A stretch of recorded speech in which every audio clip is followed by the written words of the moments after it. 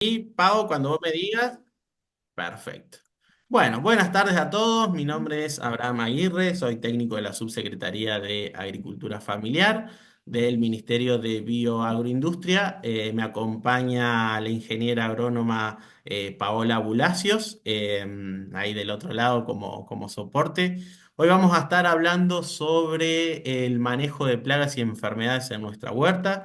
Así que es un tema de los básicos e importantes para poder identificar qué es lo que está pasando a nuestro cultivo, porque muchas veces uno dice, uy, puede ser por un hongo, puede ser por una bacteria, puede ser un bichito que nos está afectando la producción, o también ver de poder identificar si eso lo que estamos viendo en la planta en realidad es un efecto de nuestro manejo o de las condiciones del suelo que vamos teniendo. Así que cualquier cosita, ustedes que vayan escribiendo en el chat alguna consulta y al final de la presentación vamos a estar respondiéndolas. Igualmente, Pau va a estar ahí respondiendo las consultas que puedan pueden ir surgiendo en el momento. Si no, las dejamos para el final. Así que bueno, vamos con esta quinta charla, quinto encuentro del ciclo de capacitaciones del Foro Productivo. Bueno, como siempre venimos hablando, nosotros en nuestro sistema de producción, nuestra huerta tiene que lograr ese equilibrio y tiene que tener cada uno de estos eslabones que nosotros vamos viendo ahí porque toda la biodiversidad, todo nuestro cultivo, todo el ambiente, todo el suelo va a estar interactuando, ¿eh? Vamos a tener factores externos como el clima, el sol, el viento, las lluvias. Vamos a tener fauna silvestre, fauna autóctona, fauna introducida. Vamos a tener microorganismos que van a estar, que no los podemos ver. Después vamos a tener estos macroorganismos que son los que vemos acá, que muchas veces van a estar afectando o nos van a estar beneficiando en la producción. Entonces, lo que queremos hacer nosotros con esta charla es poder mostrarle a ustedes cuáles son los insectos o cuáles son los organismos que van a estar beneficiándonos a nosotros. Así que bueno, en este gran ciclo que tenemos, bueno, vamos a tener el clima, la energía, el trabajo, el insumo, parte del suelo, que vamos a estar aportando ahí para que nuestra planta, para que nuestro cultivo crezca. Y vamos a tener esa interacción de la micro y la macrofauna que va a estar en este ambiente y en este sistema que siempre hablamos de la atmósfera, la planta y el suelo. Y todo esto nos va a ayudar a nosotros a poder generar ese producto que estamos buscando en la cosecha. Vamos a poner acá el puntero, así. Bueno, entonces, acá nosotros siempre decimos que tenemos que tener algunas consideraciones para poder tener ese manejo de plagas y enfermedades en nuestro cultivo. Primero, entender cómo funcionan cada una de estas plagas, cada una de estas enfermedades y cómo la podemos relacionar nosotros con ese sistema huerta o ese sistema productivo que vamos trabajando. Entonces, siempre que nosotros tengamos nuestro sistema productivo en equilibrio, que todos sus factores estén en equilibrio, esto quiere decir que el cultivo, el suelo, los nutrientes, la luz solar, la humedad y estos organismos micro y macro que están interactuando entre sí se mantengan en equilibrio, ese sistema va a ser estable. Cuando haya alguna alteración de eso, es donde las plagas y las enfermedades aprovechan para entrar. Entonces, siempre nosotros vamos a tratar de hacer en nuestro cultivo, anticiparnos a cada uno de estos desequilibrios, ¿eh? Entonces, como dice ahí el recuadrito verde, más vale prevenir que curar. Esto siempre nos decía las abuelas, así que ver y tener en cuenta esas cosas para poder tomar medidas en el acto y así no tener esa problemática o esa dificultad de pérdida del cultivo. Entonces, ¿cuándo vamos a encontrar que aparece una plaga, alguna enfermedad? Es porque ese sistema que hablamos recién, esos factores, están en desequilibrio. Ese sistema se encuentra desequilibrado. Entonces, tenemos que tener en cuenta, saber cómo, por eso vimos lo del agua, por eso vimos lo del suelo, por eso vimos algunos manejos antes para poder llegar a este punto en donde podemos evaluar qué cosas se puede desequilibrar en nuestro sistema.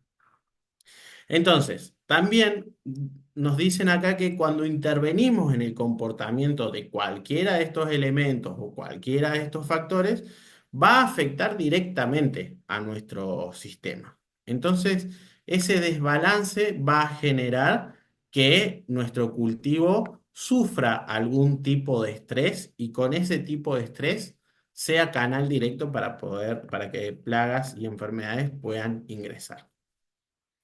Entonces, nosotros siempre hablamos de un concepto generalizado, un concepto macro. Entonces, es muy importante nosotros identificar cuáles son los factores bióticos, cuáles son los factores abióticos que vamos a encontrar en nuestro sistema.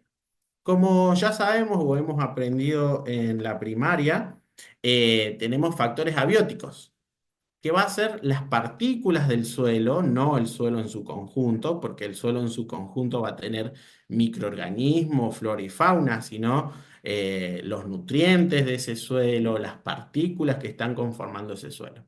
La luz, la roca, las temperaturas, la tierra que incorporemos, arena, aire, agua. Esos son factores abióticos, ¿eh? Y nos van a determinar ese espacio físico que habitan. Entonces, después vamos a tener esos factores bióticos, que son los factores que nos dan vida. Entonces vamos ahí ya a encontrar a la planta, al cultivo, a los micro y a los macroorganismos que habitan en ella. Entonces, esto nos da un concepto mucho más grande y vamos a ver cuáles eran esos factores que nos pueden generar alguna distorsión en nuestro cultivo y que nos puede bajar la productividad. Entonces, como dijimos, los factores abióticos vamos a encontrar el clima y al suelo. Entonces, ¿cuáles son los efectos que pueden generarle algún tipo de estrés a nuestras plantas?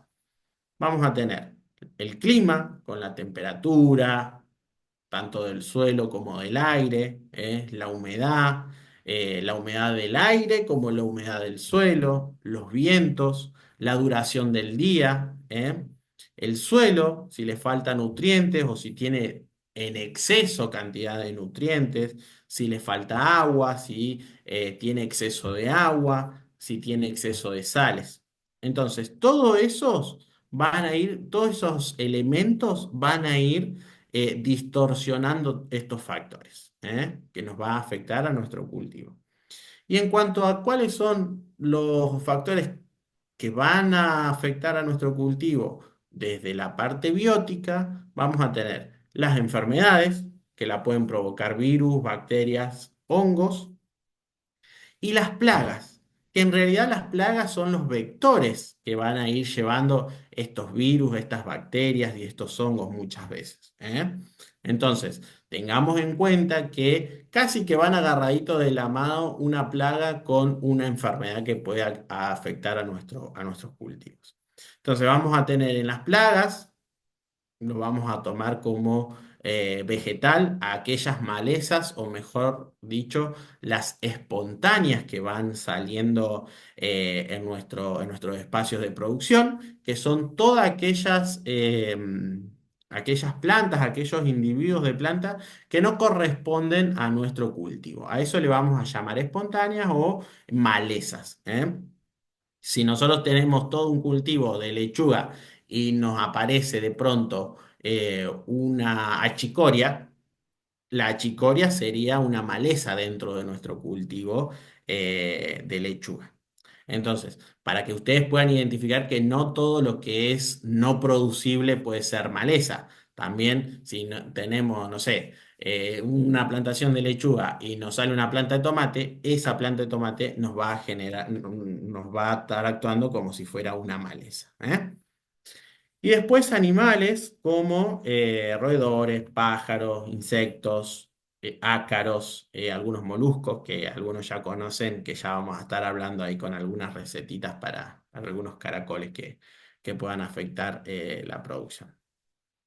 Entonces, bueno, ahora pasamos a esto de que ya sabemos que este sistema que nosotros estamos armando en nuestra huerta tiene que mantener un equilibrio, o por lo menos nosotros podemos ver, o mejor dicho, observar cuando se distorsionan algunos y genera un desequilibrio. Entonces ahí nosotros vamos a poder observar que muchas de las enfermedades y muchas de las plagas que afectan a nuestro cultivo nos van a estar evidenciando que su presencia con el síntoma que vamos a ver nosotros en la planta, que vamos a observar, mejor dicho, en la planta. Entonces, cuando nosotros vemos que una planta tiene coloraciones amarillas, alguna necrosis, alguna clorosis de las hojas o achicharramiento o alguna modificación de la hoja, eso nosotros vamos a estar viendo ahí un síntoma que puede estar provocado por alguna enfermedad, por algún insecto, alguna plaga y por algún déficit que nosotros tengamos en nuestros cultivos. Pero por eso yo les puse estos dos gráficos que son muy buenos, muy didácticos, para que ustedes lo puedan observar que cuando nosotros vemos un síntoma que observamos en nuestra planta y vemos algún tipo de estas coloraciones o necrosis, o cambio de pigmentación, muchas veces puede ser por exceso o por falta de algún tipo de nutriente. Fíjense, algunas van a afectar a las hojas más nuevas, otros van a afectar a las hojas un poco más viejas.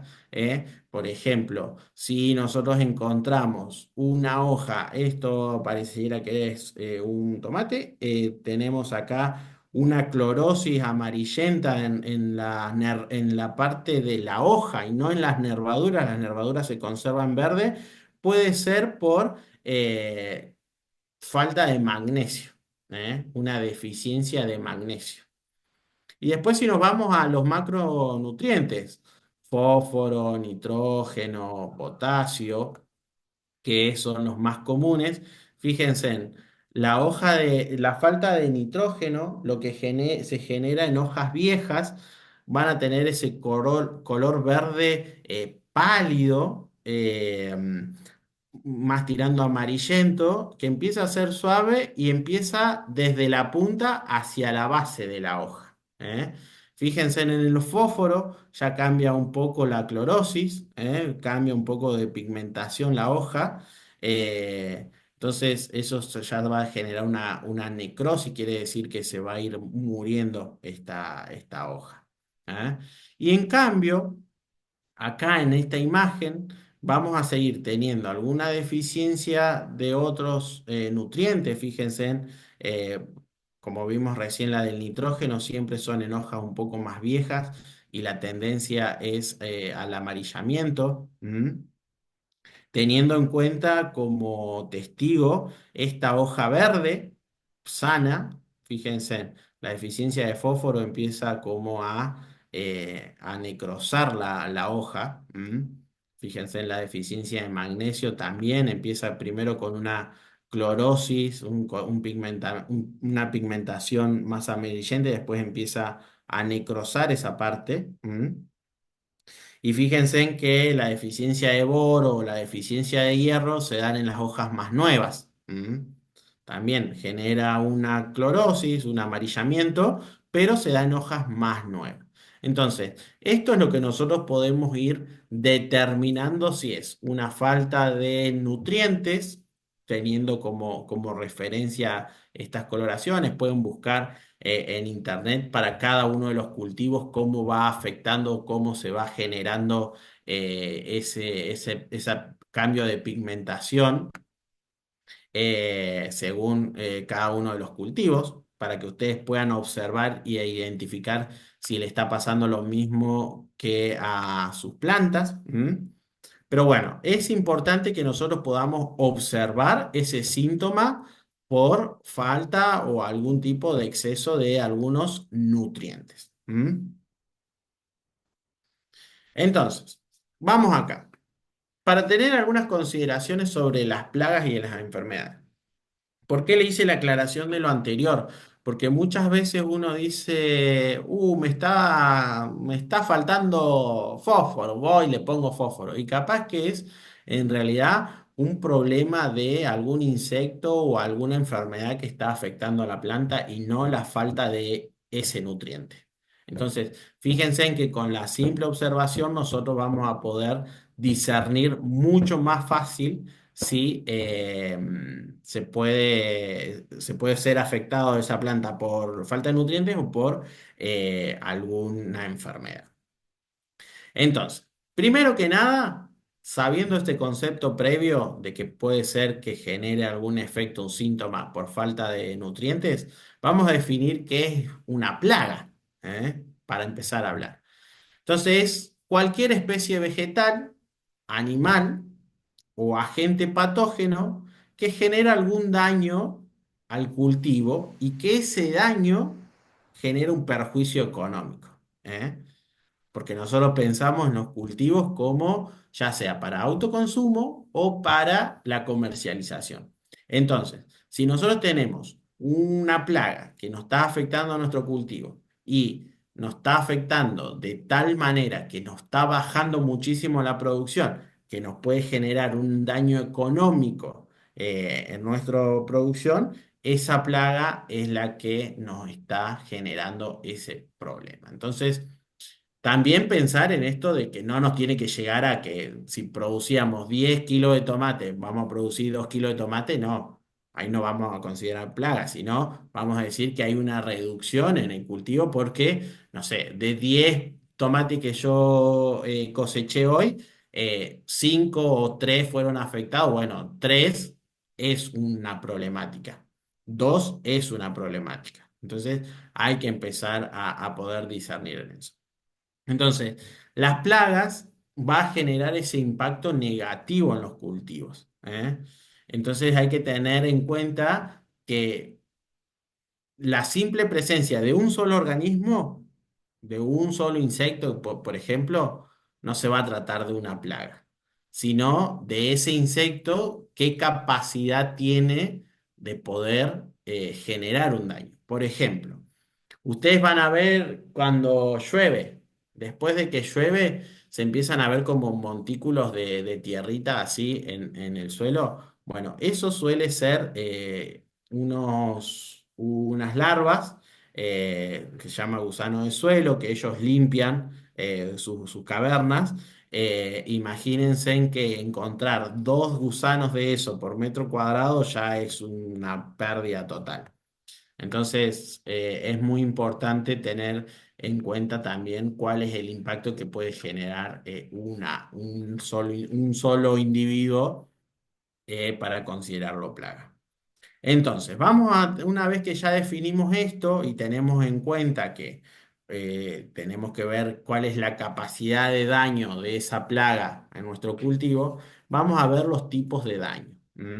Vamos a tener un daño directo que se va a generar a la planta, donde el insecto va a masticar, perforar o extraerle savia, digamos, con sus aparatos bucales, o sea, el daño va a estar hecho directamente por su aparato bucal, que va a afectar el crecimiento y el desarrollo de la planta. ¿Por qué? Porque todos sabemos que la hoja es el mecanismo de producción de alimentos que tiene la planta a través de la fotosíntesis. Entonces, si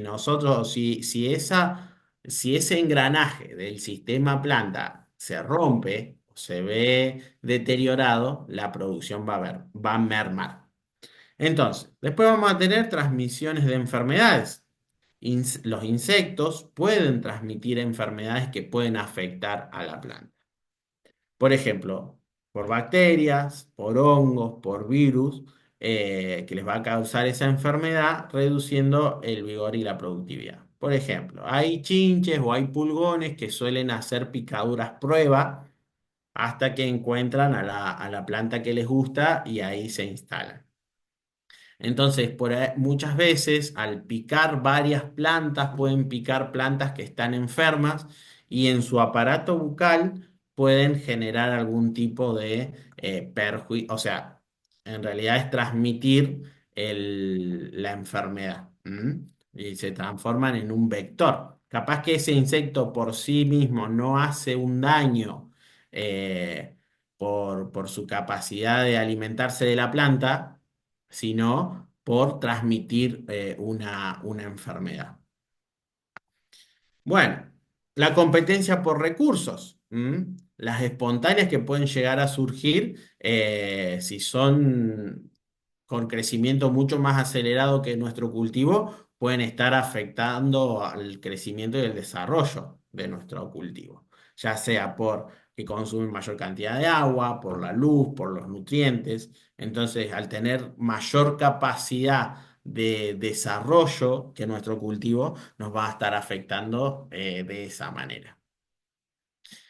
Después, cuando ya nosotros cosechamos, logramos pasar todas las adversidades de enfermedades y plagas durante el proceso de producción, tenemos que empezar a ver los daños que se pueden generar a la post cosecha. Si almacenamos granos, si guardamos semillas, si generamos algún tipo de almacenaje eh, para las siguientes temporadas, ¿eh? Ya pueden ser por insectos, por roedores, por la falta de humedad o por el exceso de humedad.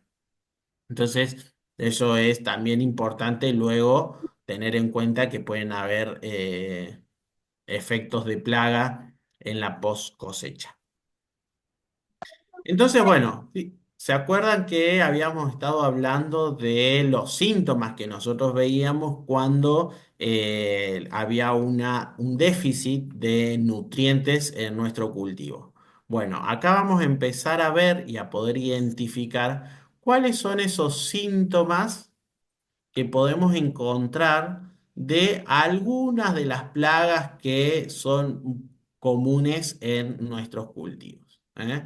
Fíjense, vamos otra vez con nuestra plantita, con diferentes tipos de síntomas que la podemos observar a simple vista. Algunos van a ser insectos, otros van a ser hongos, ¿eh?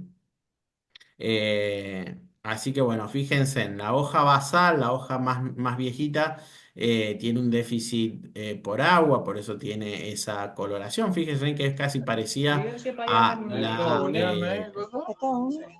casi que es parecida a la que le falta nitrógeno. ¿Se acuerdan? Así que fíjense en que en realidad puede ser por una falta de agua también. El hongo roya genera como estos manchones, dependiendo si, por ejemplo, hacen algún cultivo de cobertura de invierno, hay rollas anaranjadas, rollas amarillas, o si alguien tiene la posibilidad de andar en el campo con alguno de los cultivos cereales de invierno y sale de su casa, tenga la precaución que puede llevar esas rollas pegadas en los pantalones y en las zapatillas a sus cultivos. Porque uno va pasando y si hay mucha densidad de esta enfermedad en esos trigos, porque están haciendo un mantenimiento o no llegaron a hacer algún tipo de aplicación, nosotros podemos estar siendo nosotros los vectores de esas enfermedades. La cochinilla, que podemos encontrar desde las plantas de jardín hasta grandes árboles, este insecto, que son medio complicados de poder hacerle un tratamiento porque generan una coraza, ellos tienen como un escudo de protección que los protege de hasta un químico para un insecticida para poder combatirlos. Entonces, son muy poderosas. Entonces, por ahí lo que se recomienda en ese caso, si tenemos un cítrico o algún frutal invadido por este tipo de insectos, se recomienda cortar y quemar esas ramas. ¿M? Bueno, tenemos otros hongos como el mildiú, el oidio, que podemos ver, observar eh, ya una laminilla blanquecina, son las hifas del hongo. Fíjense en el daño que puede hacer la arañuela roja, secando. Se dan también con algún tipo de condiciones, ¿no? Estas enfermedades o la introducción de estos insectos puede ser también por las condiciones ambientales o microambientales que nosotros estamos generando en nuestro espacio de producción. Por ejemplo, la arañuela roja suele surgir en épocas de sequía. Ujú. Y las altas temperaturas, los días más cálidos, son recontra beneficiosos para que se desarrolle esta plaga. Y los hongos, por lo general, son o vectorizados por insectos o cuando las condiciones de humedad son altas. Entonces, si dejamos, por ejemplo, regamos y regamos desde arriba siempre, mojando toda la planta y sabemos que hay algún tipo de enfermedad dando vuelta, si una gotita de ese riego quedan en la hoja, puede ser un trampolín para el ingreso de cualquiera de estos hongos. O sea, imagínense que constantemente los hongos tienen una gran capacidad de difusión. ¿No? Porque tienen estas esporas que pueden viajar algunos kilómetros y kilómetros de distancia llevadas por el viento. Entonces, si nosotros le damos las condiciones, la planta está media, chao, es un encuentro directo con la enfermedad que pueden generar estos hongos. Los pulgones, fíjense, siempre lo vamos a encontrar cuando están en baja población en la parte de abajo, en vez de la hoja, ahí refugiándose. Van a encontrar de diferentes colores, van a encontrar verde, van a encontrar más oscuros, van a encontrar rojos, van a encontrar unos amarillitos. Así que bueno, estos pulgones afectan por lo general a los cultivos de hoja, les encanta. Y después, bueno, la mosca blanca, que se ve afectado por ahí a los cultivos más frutales. Pero bueno, lo que yo les quiero decir con esto es que observemos los síntomas, como lo hicimos con la falta de nutrientes, observemos los síntomas en cada una de nuestros cultivos para poder más o menos identificar qué tipo de enfermedad o plaga está afectando a nuestro cultivo. Entonces, nosotros en agronomía tenemos lo que se llama el triángulo de la enfermedad, que se tienen que dar todas estas condiciones para que la enfermedad se genere. Primero, tener el cultivo y que ese cultivo esté en malas condiciones, o sea, sea vulnerable. Quiere decir que haya falta de nutrientes, falta de riego, haya ocurrido algún estrés en esa planta, ¿no? Después las condiciones favorables, mala calidad del suelo, que es lo que habíamos hablado recién, humedad excesiva, encharcamiento, temperaturas extremas. Y después tenemos el agente causal, que es el que nos va a determinar a nosotros la enfermedad, ¿no? Pueden ser bacterias, virus, hongos, nematodos, alguna planta parasitaria también, que es la que nos va a generar la enfermedad. Cuando se dan estas tres condiciones, la enfermedad va a prosperar en nuestro cultivo. Así que tenemos que tener una planta saludable, de las condiciones que nosotros podamos manejar, tratar de manejarla lo mejor posible y tener a borde esto del agente causal. Poder identificar si hay algún insecto. Más que nada, pensar en los insectos que tienen un aparato bucal que se llama chupador suctor, porque van a estar dañando las células y solamente con un pinchazo van a estar absorbiendo los fotoasimilados que genera la planta. Entonces se van a estar alimentando de ahí y ahí es donde ellos introducen los patógenos, ¿no? Los hongos, los virus o las bacterias. Entonces, acá tienen otro cuadrito con algunos síntomas de ataque de plagas y enfermedades en las hojas para que ustedes puedan ir identificándolas algunas. Bueno, las mosquitas blancas seguramente las conocen. Los ácaros son microscópicos, algunos se pueden llegar a ver, otros no, pero fíjense cómo dañan de abajo hacia arriba. Las cochinillas, estas son las blanquitas, las pululentas. Eh, Después tenemos algunas larvas minadoras que nos van haciendo como laberintos en las hojas. Dependiendo qué tipo de larvas, algunas no respetan nervaduras, otras van respetando toda la nervadura y tienen como un sentido más ordenado. Fíjense en la arañuela roja, siempre va a estar en vez de la hoja. Acá ya tenemos orugas grandes que van a estar comiendo directamente la planta. Y ahí sí el daño es mucho más evidente. Acá tenemos algunos pulgones, que los pulgones casi que pueden estar en cualquier lado, en el tallo, en la hoja, en la flor. Y si la población es bastante abundante, podemos encontrarlo a lo largo y a lo ancho de toda la planta.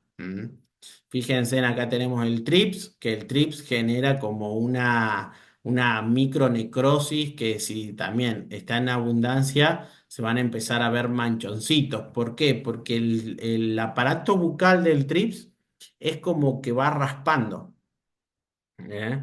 No, no, no, no como bueno, acá no como el trips, perdón, no como el pulgón que tiene como un sorbetito que pincha la hoja y va a estar absorbiendo ahí los nutrientes, sino que este va como rompiendo toda la célula. Por eso se va viendo más esa necrosis y ese daño por trips. Los trips suelen ser muy, muy pequeños, casi que no se pueden ver a simple vista. Hay algunos que son un poquito más oscuros que se los puede llegar a observar.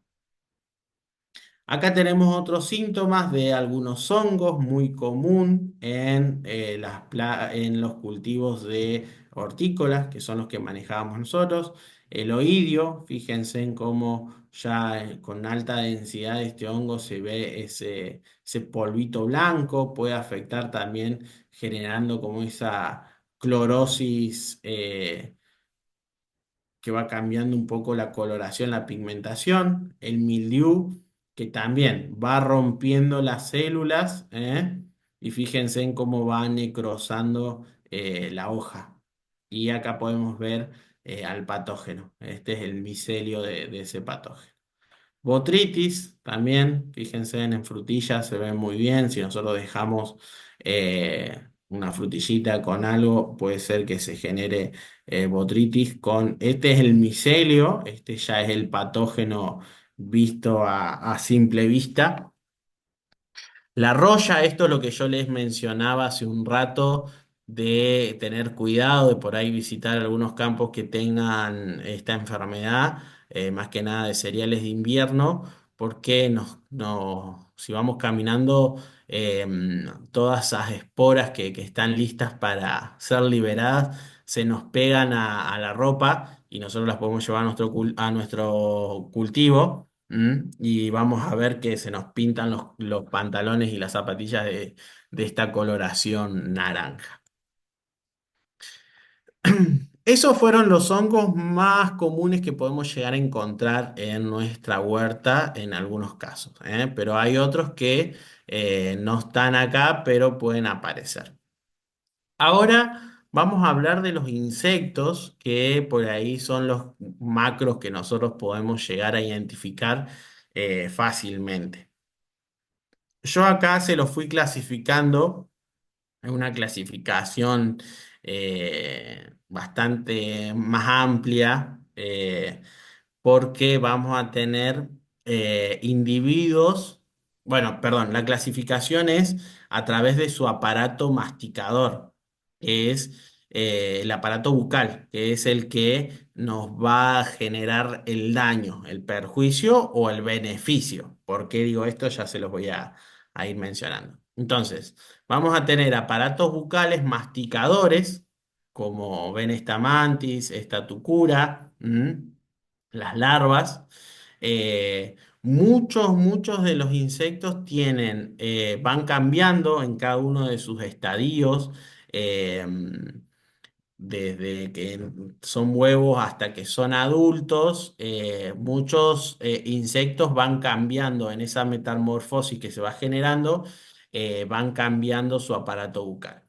Hay otros que durante todo su ciclo son masticadores. Fíjense, acá tenemos la mantis y acá tenemos una tucura. Si ustedes pueden observar, la mantis suele tener como la cabeza recta en una misma línea con la parte del resto de su cuerpo. ¿Mm? Fíjense en acá hay otro insecto o una mariquita que suelen tener como la boca recta. Eso nos determina a nosotros que esos insectos son benéficos para nosotros. ¿Por qué? Porque al tener la boca inclinada hacia adelante, nos permite identificar que eso puede ser un depredador que va a poder salir a cazar rápidamente. En cambio, la tucura, fíjense, esta es la línea de su cuerpo y después hace como un ángulo bastante más recto, ¿eh? Quiere decir que tienen como esta forma. Eso quiere decir que van a ir sacando parte de la hoja pudiendo comer. Entonces, su forma nos va a permitir que generen, como ustedes van a ver en la hoja, esa vuelta como en U que se ve cuando un masticador fitófago estuvo actuando ahí. Entonces, ese tipo de poder, de esa observación de cómo tiene la boca o su aparato bucal el insecto nos va a poder determinar si son plaga o si son un beneficio para nosotros. Acá tenemos, bueno, una babosa, acá tenemos una oruguita que se ha comido todo el tallo, ¿eh? Y mató directamente la planta. Entonces, estos nos afectan muchísimo a nuestros cultivos porque suelen comer esa partecita nada más y después van a la otra y así sucesivamente. Después tenemos acá un insecto que es el picador suctor, que es el que le mencionaba más recién. Fíjense en esta chinche, acá se le ve exactamente su aparato bucal desplegado. Estos se llaman estiletes. Estos estiletes es parte de su aparato bucal, o sea, su mandíbula, pero que forman como un conito, como si fuera un sorbete. Entonces ellos introducen eso en las células de las plantas y ahí van a ir absorbiendo fotoasimilados, la parte de células que van rompiendo ellos. Fíjense en que acá dice las formas juveniles de adultos, como las chinches, las cochinillas, los pulgones, las chicharritas, algunos mosquitos en estado adulto van a tener este tipo de aparato bucal. Esto también nos identifica que estos tipos de insectos van a generar daño en todo su estadio, en todo su desarrollo de vida, todo su ciclo. Porque, por ejemplo, hay orugas que son un perjuicio cuando son juveniles, o sea, en el estado larval. Pero en adultos, algunos son polinizadores porque suelen ser mariposas. Entonces, fíjense en cómo hay que ver ese balance, ¿eh? Entonces, si encontramos muchos estadios juveniles que nos pueden afectar en nuestro cultivo, hay que sacarlas. Después tenemos otro aparato bucal como el chupador en esponja. Esto lo vamos a ver en las moscas. Ellos lo que hacen, tienen como una almohadilla y van como chupando, pero sin romper, sin dañar ninguna superficie celular. Chupador en sifón, fíjense, acá dice adulto de mariposas y polillas. Estos también tienen su estilete, pero solamente lo utilizan para absorber el néctar líquido, nada más. Después tenemos el masticador lamedor, que podemos encontrarlo en las abejas, avispas y abejorros. Ellos tienen también como un estilete, pero van con una lengüita, van absorbiendo el néctar también. Y este es el que yo le decía recién del TRIPS, el raspador suctor. Fíjense en acá se ve el TRIPS, una foto de un microscopio. Su aparato bucal es como que le falta una parte y con una mandíbula que sale como en punta es la que va raspando y va absorbiendo, se va alimentando de las células de las plantas. Después, rádula, vamos a tener el caracol y los picadores raspadores otros como la arañuela roja y los ácaros. ¿Mm? Entonces, ya pudimos identificar con una clasificación por tipos de aparatos bucales, cuáles pueden llegar a generar más daño y en qué momento.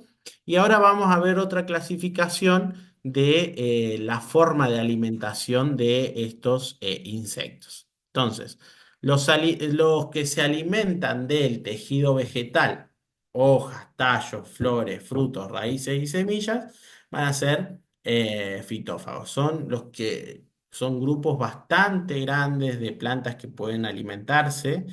eh, entonces tienen como mucho régimen alimentario. O sea, pueden elegir. Algunas son mucho más selectivas, pero otros no les importa cuál sea, ellos se van a alimentar. ¿Mm?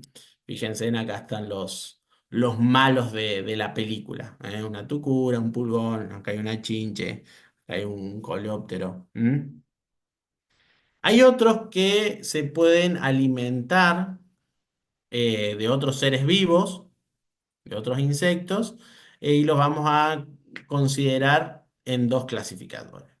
Como parasitoides, fíjense en estas avispitas, se llaman microhimenópteros, que lo que hacen es depositan sus huevos en una larva, por ejemplo, o en otro huevo. Y cuando sus larvas eclosionan, quiere decir cuando nacen, se van a ir alimentando por dentro del insecto o de este huevito. Estos son nuestros controladores biológicos y aliados nuestros en nuestra huerta, ¿no? Después tenemos los predadores. Fíjense, acá tenemos una chinche, pero esta chinche se alimenta de insectos. Y acá tenemos a nuestra estrella, la mariquita o la vaquita de San Antonio, que es una gran combativa en cuanto a el control biológico de pulgones. Después tenemos algunos insectos que ayudan a la descomposición o al manejo de la materia orgánica en descomposición en su estado adulto. En su estado juvenil, este hermoso cascarudo eh, es lo peor que te puede pasar tener larvas de esto, porque son larvas de suelo, no la podemos identificar, no las podemos ver que está actuando. A no ser que escarbemos el suelo, vamos a encontrar esos típicos gusanos blancos, se llama gusano blanco de suelo. Y bueno, y después acá podemos encontrar los grillos, también podemos poner a los bichos bolitas en esta categoría, que no hacen distinción de sustrato para alimentarse. Y acá vamos a ver algunos ciclos de vida para poder entender qué es lo que yo le decía de este cambio de aparato bucal masticador a un aparato bucal, por ejemplo, succionador como la polilla. Y encima que algunas nos pueden ayudar a polinizar. Entonces, vamos a tener a este adulto que va a colocar huevos en nuestro cultivo. Esos huevos van a eclosionar y van a generar una larva. Esta larva se va a alimentar de la parte vegetal de la hoja, fíjense. Una vez que este tipo de larva, una vez que ya cumplió, ya se alimentó lo suficiente, va ¿Y a a dónde va? pasar, va a ir generando su metamorfosis, va Ok, a hacer una pupa y va a generar Entiendo. este estadio más adulto. ¿M? Entonces, fíjense en que esta polilla, en gran parte, fíjense en que la duración del ciclo más o menos son unos 38 40 días. ¿M? Y más de la mitad de esos días, o por lo menos la mitad de esos días, va a estar generando daño. ¿M? Después va a haber entre 7 días o 10 días que no va a generar nada, no va a tener ningún beneficio porque va a estar haciendo su metamorfosis, pasando de una larva a un insecto volador. ¿M? En ese estadio de pupa, hasta que llega a ser adulto. ¿M? Así que bueno, fíjense en que este tipo de metamorfosis que nos va a generar daño es mejor identificar si tenemos adulto, en algún momento tenemos que estar más pendiente que vamos a tener estados juveniles que nos pueden estar afectando nuestro cultivo. Acá tenemos la chinche verde, tenemos el adulto que pone los huevos en las hojas. Fíjense en que son fáciles de identificar porque generan un hexágono. Fíjense, son bastante ordenaditas para poner sus huevos. ¿Mm? Entonces podemos encontrar, podemos observar en nuestro cultivo oviposiciones de chinche, de la chinche verde. Hay otras chinches que suelen hacer más cuadraditos, otros con una forma más circular, pero eso va a ir dependiendo de cada una de las especies. Pero por lo general van a encontrar este hexágono de huevitos blancos. Y fíjense en este tipo de metamorfosis, es muy parecido el juvenil al adulto.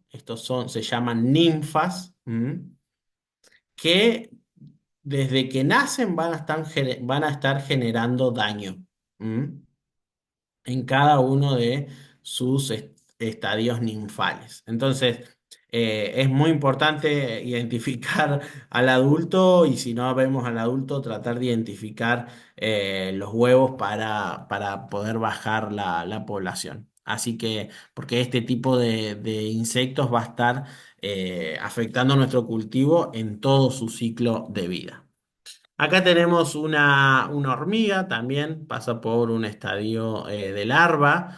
Generalmente no genera daño porque está dentro del hormiguero y está cuidado por las hormigas. Entonces el adulto es el que va a generar el mayor daño dentro de nuestro cultivo, desfoliando eh, la planta.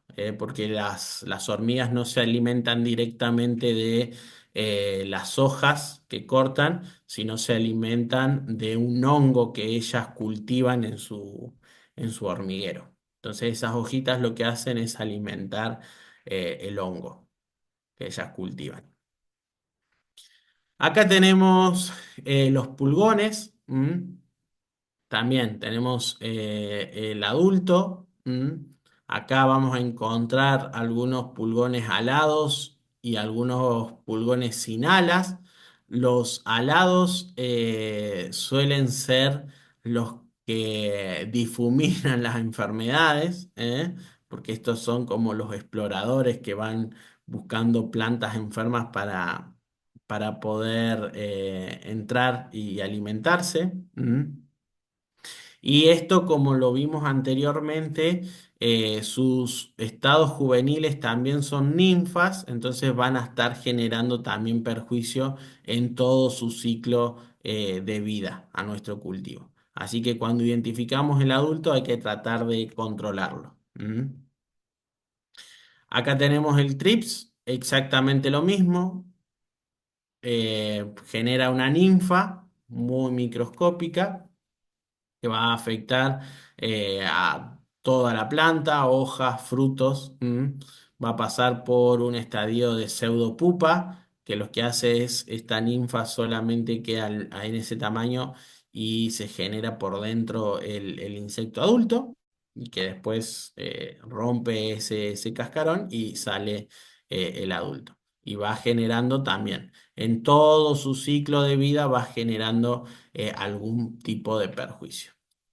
Acá tenemos un ejemplo de el ciclo de vida de la mosca blanca, o una mosca de los frutales. El adulto lo que va a hacer es, va a poner los huevos en los frutos. La larva va a generar esas galerías por dentro del fruto. Una vez que lo infecta y pierde su capacidad productiva el fruto, cae al suelo, la larva empupa en el suelo, entonces nunca vamos a poder observar la pupa y cuando una vez que ya está lista, sale como adulto.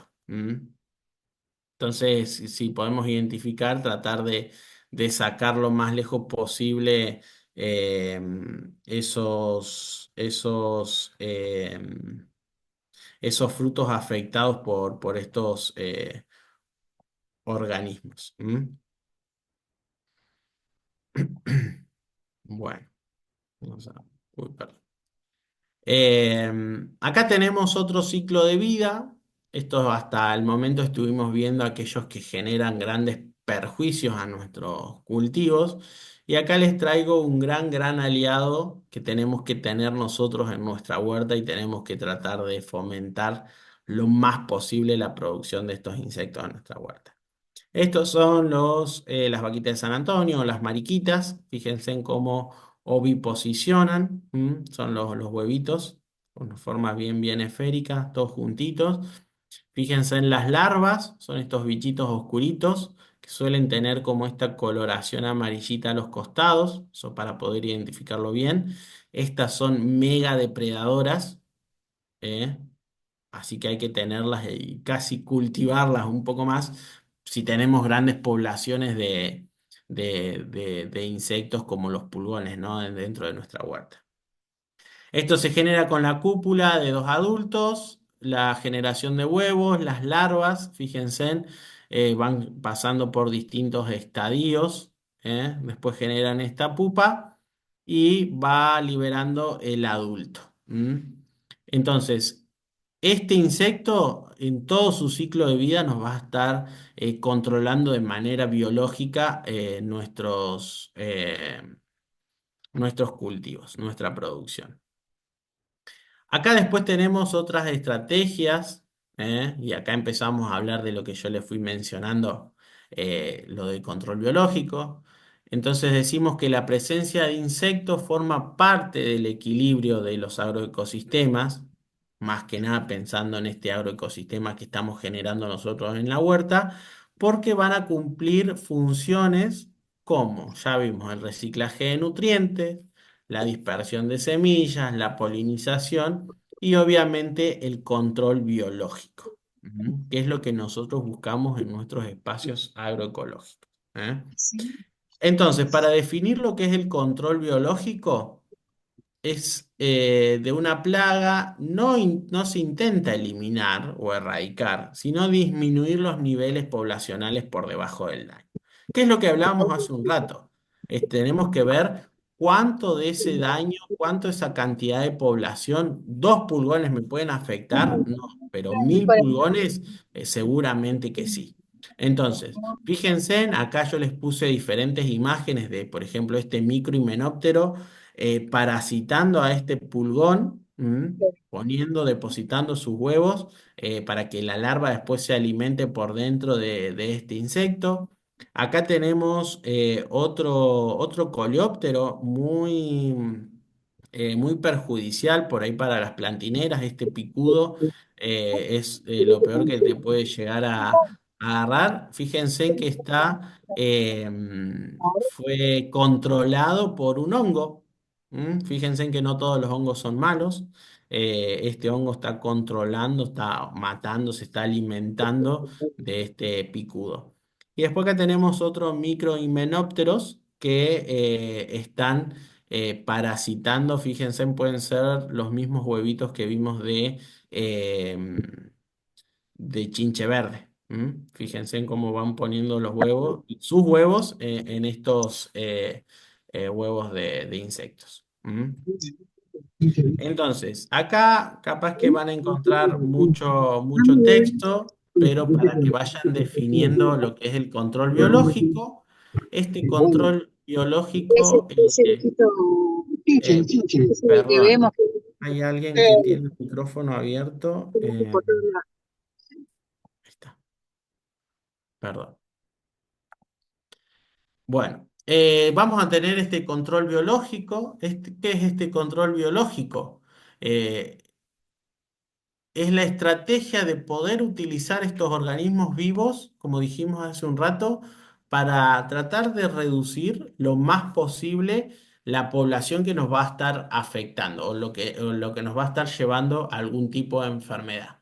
Entonces, ¿cómo se hace esto? Con la acción de estos enemigos naturales que vamos a tener nosotros, que van a ser estos depredadores, estos parasitarios patógenos, van a ser competidores también, porque hay algunas poblaciones que compiten entre sí. Por ejemplo, la mantis religiosa es muy beneficiosa para nosotros, pero también puede ser muy perjudicial, porque la mantis se alimenta de todo lo que camina, básicamente. Entonces, y que esté en su control, que se lo pueda alimentar, se va a alimentar. Así que algunas le suelen decir las viudas porque al macho después de la cópula, entonces eso puede afectar también la eliminación de esos enemigos naturales que son aliados nuestros. Entonces, bueno, también de esto de poder utilizar algunas sustancias, algunos bioinsumos o biopreparados que puedan controlar los organismos que nos pueden generar algún perjuicio. ¿Qué tipos de controles biológicos vamos a tener? Controles biológicos clásicos, donde nosotros podemos introducir enemigos naturales eh, para poder controlar una plaga específica. Se suele comprar insectos y liberarlos después para ese control biológico. Después vamos a tener controles biológicos aumentativos. Quiere decir que se liberan enemigos naturales en grandes cantidades para suprimir una plaga, ya sea de manera periódica o de manera continua. Después tenemos control biológico por conservación. Eso lo que se hace es con el manejo de algunas prácticas agrícolas dentro de nuestros espacios productivos. O también modificando el ambiente para favorecer la acción de los enemigos naturales existentes. ¿Cómo se puede hacer esto? Muchas veces se habla de los hoteles para insectos que muchas veces nosotros hemos recomendado o se ha hablado, por ejemplo, en el foro productivo, de hoteles para insectos que son refugio de nuestros enemigos naturales también. ¿Qué quiero decirle con esto para seguir? Dentro de nuestro espacio de huerta, lo que tenemos que hacer nosotros siempre es tratar de, como dijimos al principio, buscar ese equilibrio. Por eso también nosotros en nuestro espacio de producción, en nuestras huertas, tenemos que integrar diferentes cultivos, generar asociaciones, generar rotaciones, dejar que se generen espontáneas alrededor de nuestro espacio productivo, incorporar muchas flores de distintos colores, incorporar aromáticas. Entonces ahí nosotros vamos a generar como biodiversidad en nuestro pequeño espacio agroecológico de producción. Entonces, ¿por qué dejamos espontáneo alrededor? Y porque son refugio para estos insectos, que son esos enemigos naturales que nosotros queremos tener de aliados. ¿Por qué? Porque cuando no hay una población alta de, por ejemplo, pulgones, esa vaquita de San Antonio nosotros no queremos que se vaya de nuestro espacio productivo, sino que se quede más o menos cerca, que explore por ahí por las cercanías de nuestro espacio de producción. Pero nosotros le tenemos que dar las condiciones, dejar que esas plantas espontáneas surjan alrededor de nuestro espacio de producción. La incorporación de las flores con distintos tipos de colores atraen distintos tipos de insectos que van a ser beneficiosos y que también pueden ser como trampas de insectos, por ejemplo, la caléndula con los colores amarillos, anaranjados, atraen a los pulgones, por ejemplo. Entonces los pulgones, en vez de irse a una lechuga o a lo que sea que tengamos de producción de hoja, vayan a estos cultivos, vayan a estas plantas que suelen ser un poco más tolerantes, entonces la vaquita de San Antonio también se ve atraída por el mismo color y se encuentra que tiene ahí un banquete para poder servirse. Entonces, es muy importante que nosotros tengamos en cuenta esa biodiversidad que tenemos que tener en nuestro espacio de producción. Y los hoteles de insectos es lo mejor que podemos ir incorporando, hecho por nosotros, ¿no? Bueno, hablando de cuáles son las ventajas y las desventajas del control biológico, vamos a empezar por las cosas malas para después quedarnos con las cosas más buenas. Eh, lo malo, que la efectividad es variable, ¿no? Los resultados pueden ser menos predecibles que con algún tipo de químico insecticida y algunos no son selectivos y te matan todo, por eso hay que tener mucho cuidado. Yo no recomiendo que vayan y compren insecticidas en los viveros porque pueden matar a todos los insectos sin selección. ¿Mm? Eh, la lentitud el control biológico suele ser un poco más lento, por lo que acabamos de decir. Eh, o sea, es hasta que nosotros podamos observar que tenemos más o menos cantidad de la población de insectos que nos está afectando, ¿no? Dependiendo si queremos, o esto yo acá pongo la inversión inicial porque muchas veces cuando uno está pensando en un espacio de producción, por ejemplo, a nivel muy intensivo o en grandes extensiones, muchas veces se suele comprar estos insectos enemigos naturales para poder liberarlos. O por ejemplo, hay otro tipo de control biológico que se da en frutales, por ejemplo, para poder bajar la densidad de población de moscas que afectan a los frutos, que son la liberación de machos estériles. Entonces, la hembra no se puede reproducir. Entonces, esa población baja la densidad poblacional. ¿Mm? Y ahora vamos a las ventajas.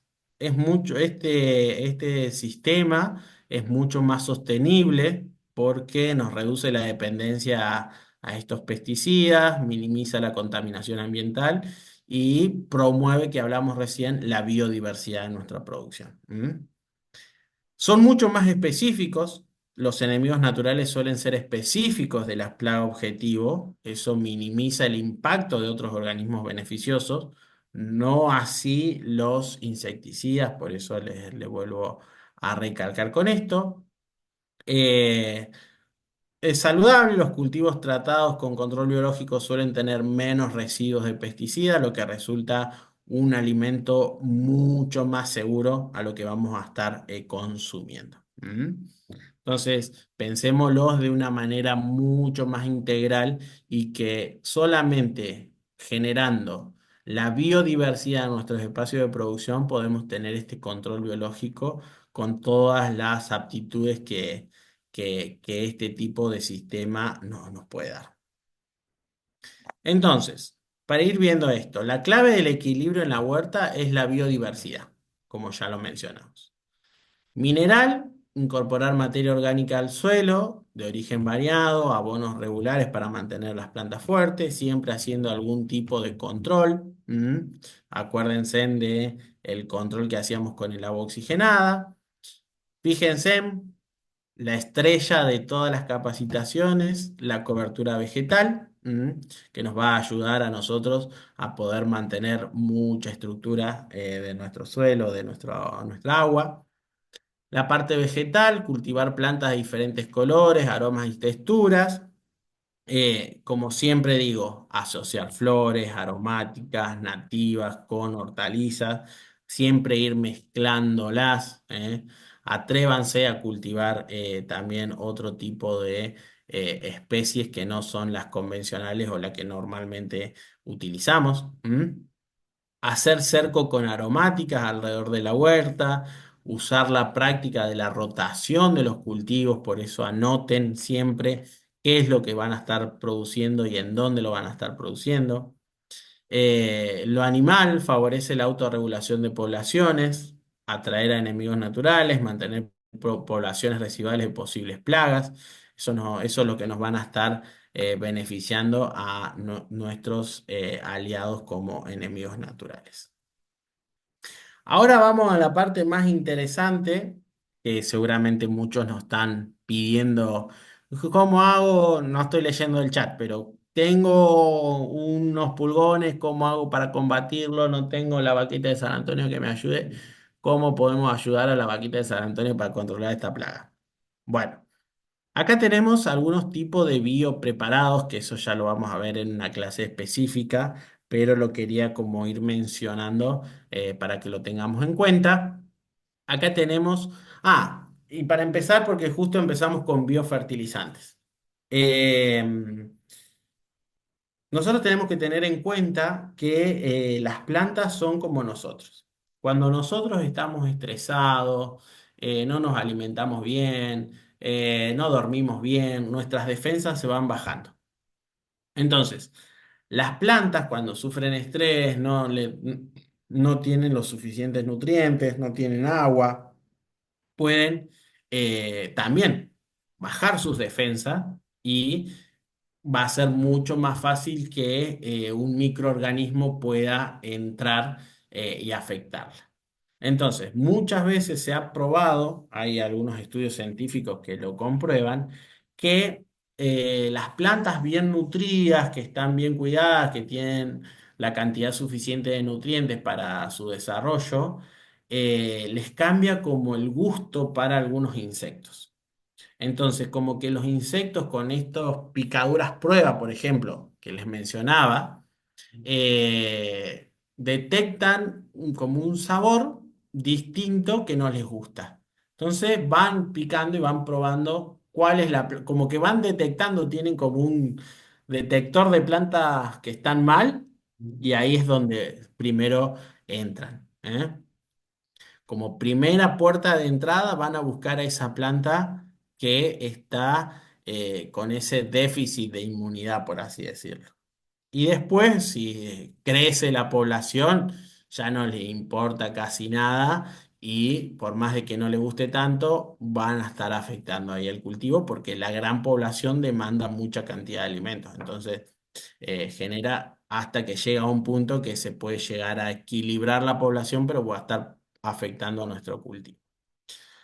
Dicho esto, vamos a estos biopreparados que están presentados acá, unos biofertilizantes que es la decocción de banana, que va a aportar potasio.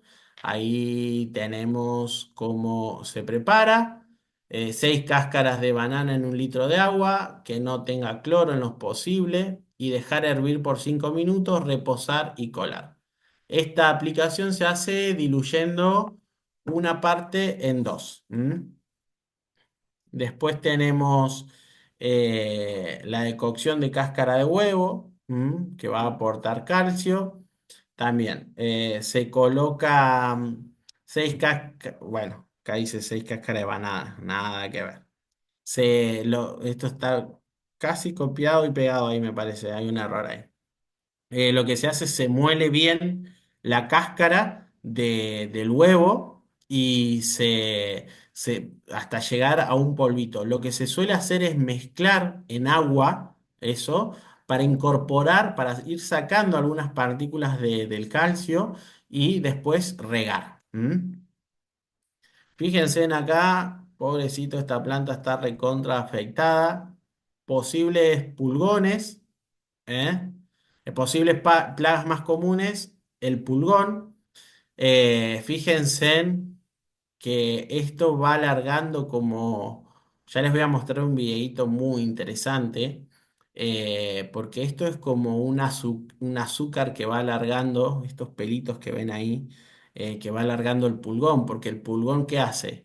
consume los azúcares que genera la planta. Entonces, vamos a hacer esta decocción de ajo, 5 dientes de ajo por litro de agua, se lo lleva 30 minutos en agua a fuego, eh, y se deja reposar y se rocía. Lo mismo vamos a hacer con la cebolla, una cebolla por litro de agua, hervirla por lo menos 5 minutos, enfriar y rociar. Después tenemos esta solución jabonosa, que lo que se hace es un jabón blanco, esos jabones en pan blanco, sin perfume, porque ahora vienen con perfumes algunos.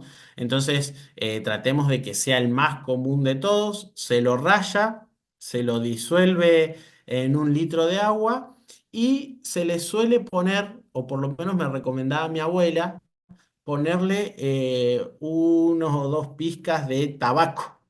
¿Mm? A eso se lo deja reposar por lo menos 3 días más o menos y después se rocía. Se rocía la planta y en algunos casos para lo que es las cochinillas o si hay mucha cantidad de pulgones, lo que se suele hacer, y si es una planta no tan grande, con ese mismo jaboncillo ir limpiándola con un algodón o con un pedazo de tela, ir extrayendo, digamos, los insectos.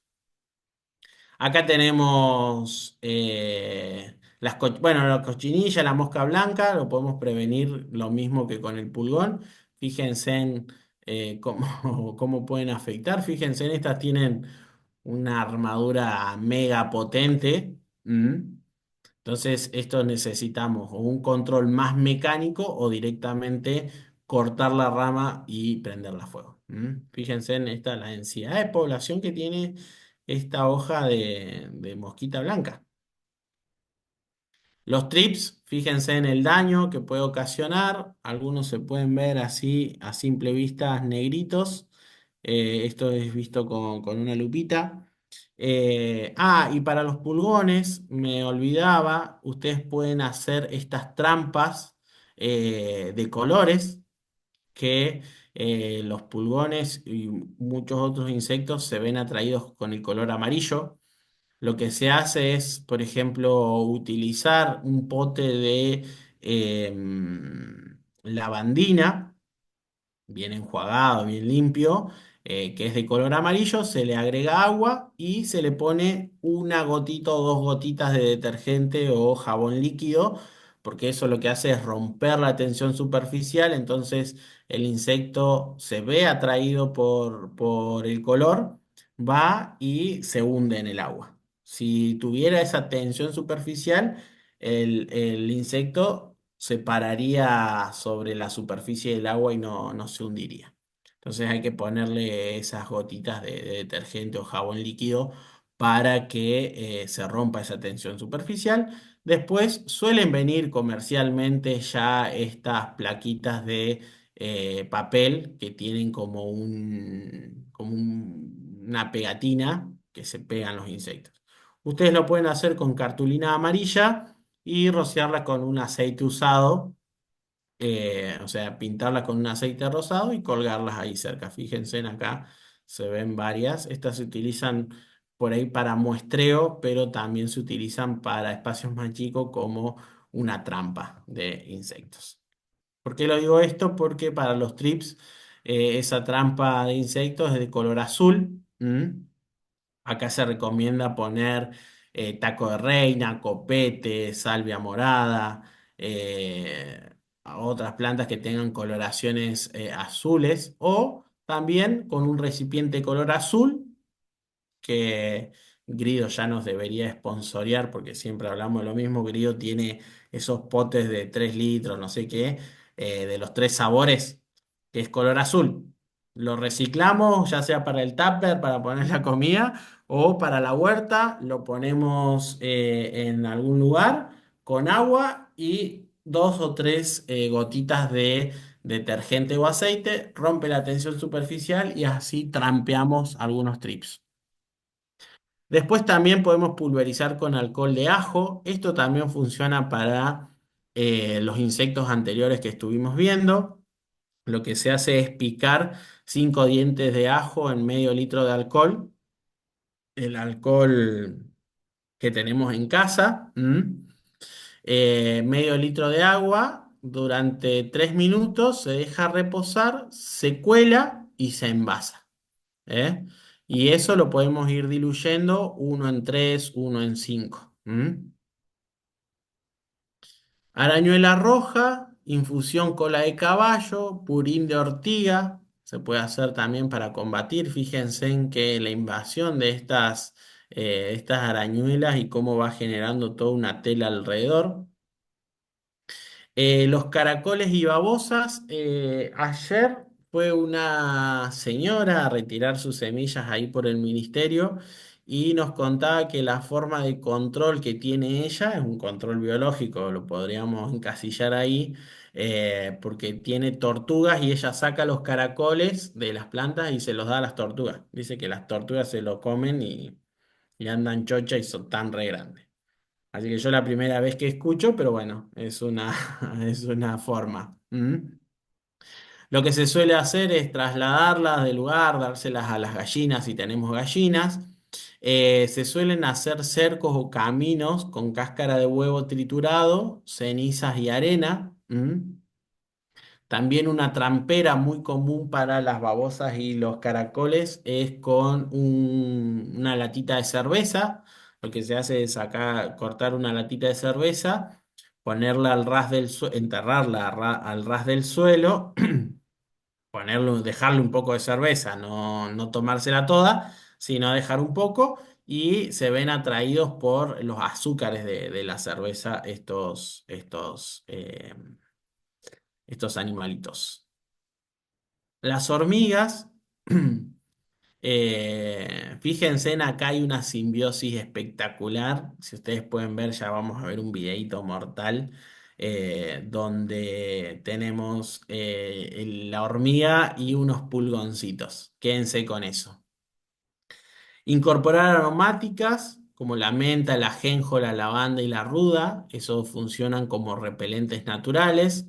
Se suele regar con infusión de manzanilla también, para repeler las hormigas.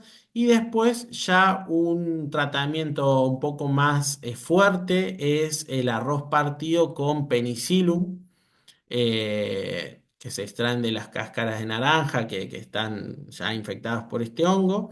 Lo que se hace es servir un poquito de arroz, arroz blanco, que esté más o menos blandito. eh, Se deja entibiar y si tenemos una naranja, una mandarina, un pomelo que tenga este hongo que se hace blanco y después se hace verdecito, eh, con un cepillito vamos cepillando las esporas y parte del micelio sobre el arroz tibio. Eso es lo que vamos a estar haciendo nosotros, vamos a estar eh, incubando, vamos a incubar ese hongo en esos granos de arroz, se lo deja 3 días, 4 días, se lo mezcla bien, se lo deja 3, 4 días en un lugar más o menos cálido, que no le dé el sol de golpe, y después de transcurrido ese tiempo, lo que se hace es esparcir esos granitos de arroz en los caminos de las hormigas que nosotros vamos detectando, y tenemos que observar de que la hormiga se lleve ese granito de arroz al hormiguero. ¿Qué es lo que hace? Como las hormigas, ya les dije anteriormente, consumen un hongo y cultivan un hongo del cual se alimentan, ellas lo que van a hacer con ese granito de arroz van a ir a ponerlo en la honguera para que el hongo este se alimente, pero va a estar infectado con el penicillium. El penicillium es un controlador biológico de otros hongos, como es así la tricoderma, por ejemplo, si han escuchado. Entonces el penicillium lo que hace, tiene todas las condiciones para poder desarrollarse, porque va a tener humedad, va a tener temperatura y va a tener recontraalimento, va a empezar a competir con el hongo que consumen las hormigas y lo va a terminar matando. Entonces las hormigas tienen dos opciones: o morirse de hambre o trasladarse de hormiguero, cambiarse de lugar. Las orugas, eso se recomienda no tirar las hojas enfermas a las composteras, se pueden, con alcohol de ajo, se pueden también controlar y control manual también, ¿eh? Tratar de poder sacarlas, identificarlas y sacarlas. Si tenemos gallinas, llevárselas a las gallinas. ¿M? Después tenemos biorrepelentes como el paraíso. Tengan mucho cuidado con el manejo del paraíso porque el paraíso es muy tóxico para nosotros también. Así que tengan esa recomendación muy presente. Tengan mucho, mucho cuidado. Lo que se hace es machacar más o menos medio kilo de estas buluquitas del paraíso que están maduras ya y ponerlas a fermentar en 10 litros de agua durante 2 o 3 días. Se cuela todo ese preparado, se guarda en un lugar oscuro, puede durar un mes y después se diluye 1 litro de este producto, de lo que estuvimos produciendo, en 10 litros de agua. Y se puede aplicar en las hojas cada 1 o 2 semanas. Y tienen que dejar de ponerle al cultivo mínimo una semana antes de la cosecha. Si pueden esperar más tiempo, mejor. ¿Eh? Porque como les digo, la buluquita del paraíso es bastante tóxica y nos puede generar algún daño a la salud.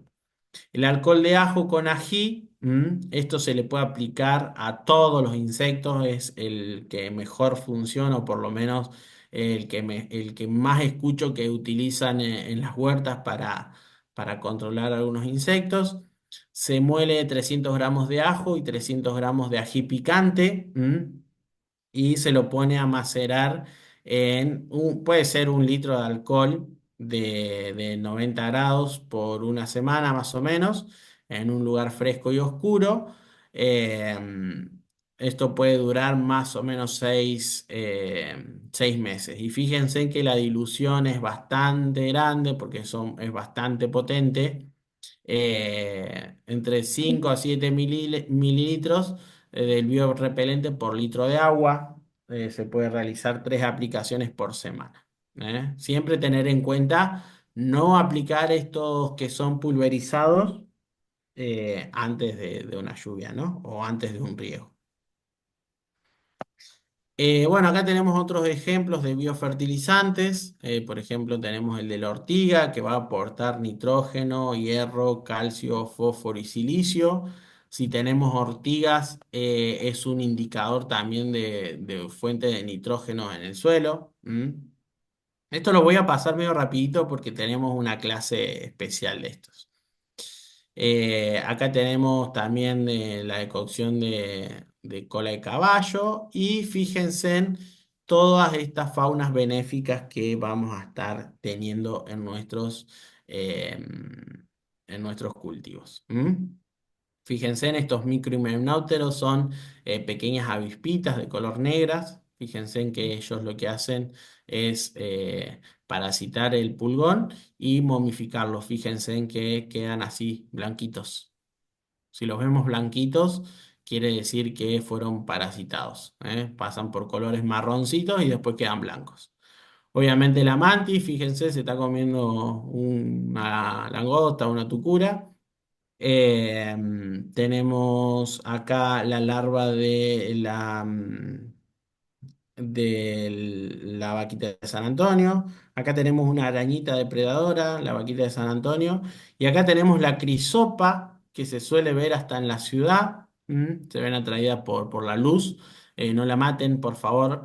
Son también súper depredadoras. Imagínense en que son tan depredadoras que tuvieron que adaptar su oviposición poniéndole un piecito. Fíjense, tienen un piecito y después el huevo, porque cuando eclosionan los huevos, salen los juveniles, si están juntos, se comen entre ellos. Eh, Hay canibalismo ahí, Abraham, ¿sí? ¿puedes repetir de vuelta lo de sopa? Porque justo se te cortó el audio en la mejor partecita. Bueno, las crisopas se pueden encontrar también en la ciudad, se ven atraídas mucho por la luz, la van a ver. días de calorcito van a ver ese insecto verdecito que parece como una mosquita verde, es la crisopa. Y tuvieron que adaptar su oviposición, fíjense, poniéndole como un piecito separado del suelo, porque cuando nacen los juveniles de la crisopa, las larvitas de las crisopas se comerían entre ellas. Entonces, con esta adaptación de poner el piecito no tienen mayor supervivencia sus crías, porque si no, hay canibalismo entre ellas, se comen. Bueno, y acá les voy a ver, espero que se pueda ver el videíto, que es muy interesante. Ustedes, por favor, díganme si se ve.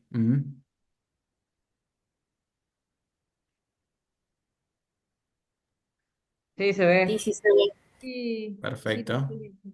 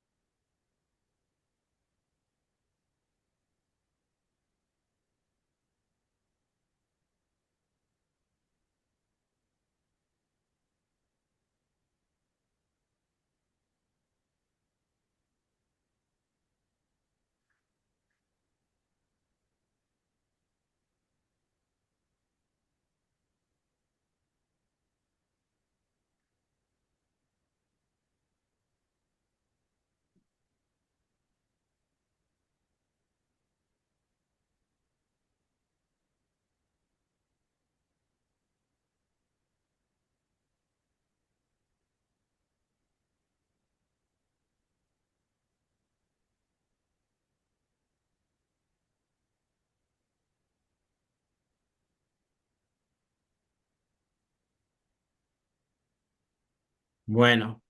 Acá tienen la naturaleza en su máxima expresión. Fíjense en los pulgones, instintivamente la vaquita de San Antonio va a querer alimentarse de ellos, se alimenta, pero los pulgones tienen otro aliado más, que son las hormigas, estas hormigas que se alimentan de ese néctar que liberan los pulgones, porque como les dije, ellos van chupando todos los azúcares de la planta, entonces van liberando como esa azuquitar, ese almíbar que la hormiga se alimenta y por eso la hormiga defiende a los pulgones de la mariquita, de la vaquita de San Antonio. Y eso es la naturaleza, eso es el control biológico, ese es el equilibrio de la naturaleza puesta en este video. Esto es lo que nosotros queremos hacer en nuestros cultivos, esto es lo que nosotros necesitamos, generar este equilibrio en este sistema que nosotros estamos generando para la producción de alimentos.